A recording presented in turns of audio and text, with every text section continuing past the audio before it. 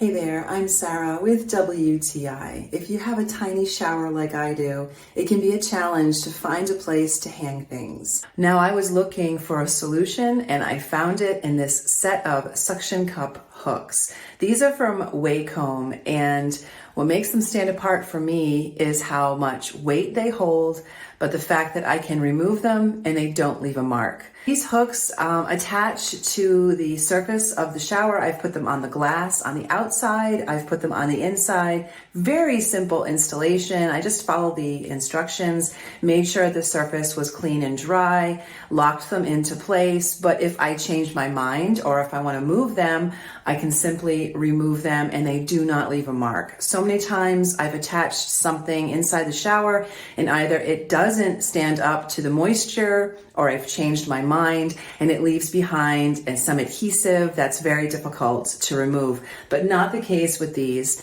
Not only are they strong and you can remove them easily, but they're good to look at as well.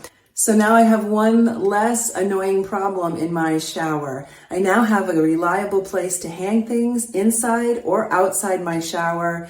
They are durable and good looking, but I can remove them easily and reapply them if I need to. And that is my point of view.